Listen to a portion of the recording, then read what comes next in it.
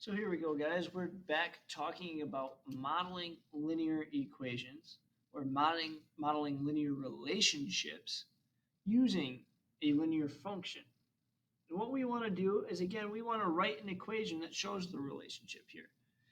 Today we're looking between the number of trips, t. So the number of trips I take is going to be t. Maybe I'll use red so it's a little bit easier here, a little bit easier on the eyes, and the total distance walked. So my distance walked is going to be d. My trips, t, and distance, d. Let's stick to our procedure here and start by analyzing the information and then making a plan. Jim has already walked 3 kilometers this week, plus he plans to walk 5 kilometers during each trip to school. Write an equation that shows the relationship between the number of trips and the total distance he walked. Well, let's remind ourselves here. Do you think we're going to be using a standard form or slope-intercept form equation for this? Well, if we look at the information, he has already walked 3 kilometers this week. He plans to walk 5 kilometers each trip.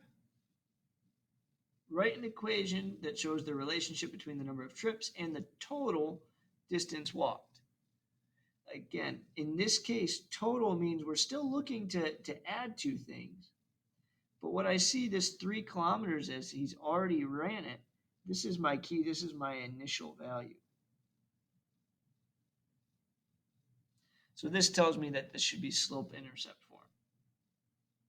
Slope-intercept form looks like y equals mx plus b. So let's leave that there for a second. If we're talking about total distance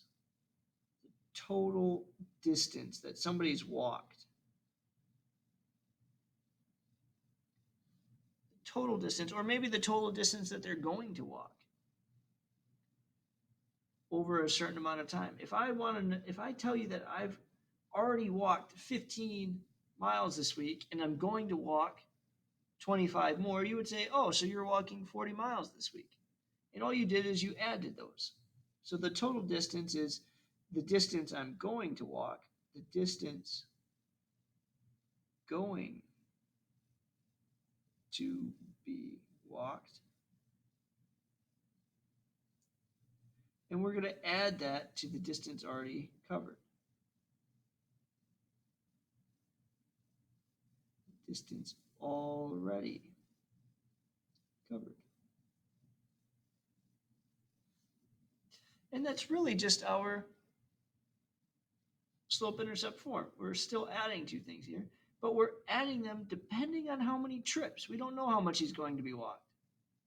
We know that he's going to walk 5 for each trip, but we don't know how many trips.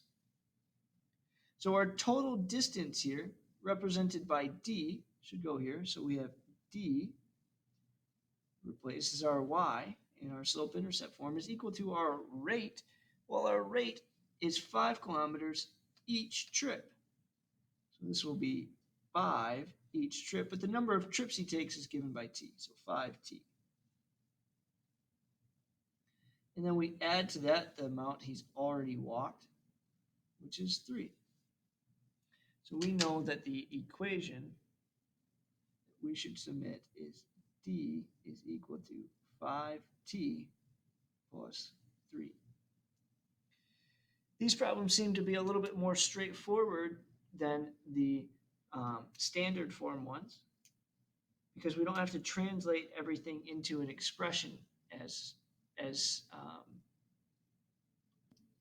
a immediate step. We can just plug the numbers that we see, identifying them as rates and initial values, and plugging them into our equation. Thanks for watching.